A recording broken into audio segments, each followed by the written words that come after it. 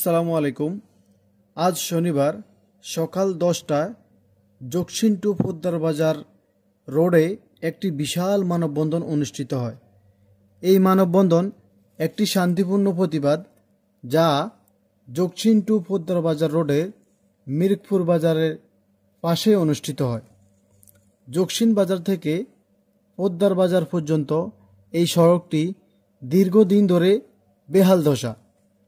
যানবাহন চলাচলের অনুপযোগী হওয়ার সত্ত্বেও প্রতিদিন হাজার হাজার সিএনজি, অটোরিকশা, বাস, ট্রাক, মোটরসাইকেল সহ লক্ষ লক্ষ মানুষ এবং স্কুল, কলেজ, মাদ্রাসার সহ বিভিন্ন পেশার মানুষের চলাচল এই সড়কে।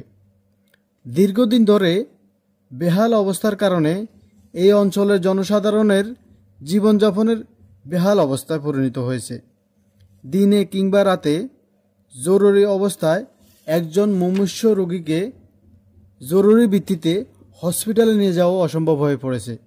এছাড়াও সড়ক দুর্ঘটনায় খালি হয়ে যায় শত মায়ের বুক এবং ভেঙে যায় লক্ষ লক্ষ মানুষের পরিশ্রম করে খাওয়ার স্বপ্ন। লক্ষ্মীপুর জেলার জকসিনের উত্তরে গুরুত্বপূর্ণ এই সড়ক দিয়ে প্রতিদিন লক্ষ্মীপুর সহ জকসিন, পোদ্দার বাজার, চাটখিল, বাংলা বাজার, মিরপুর বাজার, সোমপাড়া, মিত্রের হাট, বশিকপুর বাজার সহ বিভিন্ন জেলা উপজেলার সাধারণ মানুষের চলাচল করে। দীর্ঘ সময় সড়ক সংস্কারের অভাবে কার্পেটিং উঠে গিয়ে বড় বড় গর্তে পরিণত হয়েছে এবং সড়কের বিভিন্ন স্থানে মাছ চাষের উপযোগী হয়ে পড়েছে।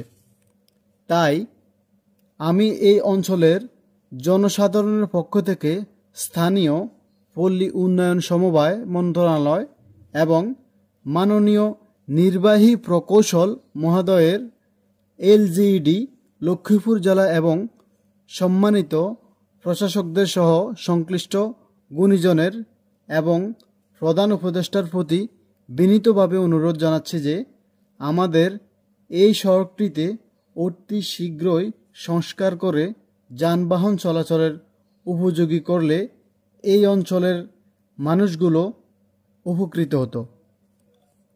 তাই সকলের প্রতি অনুরোধ, অন্তত আমাদের এই সড়কটি একটু আপনাদের দৃষ্টিতে রাখবেন।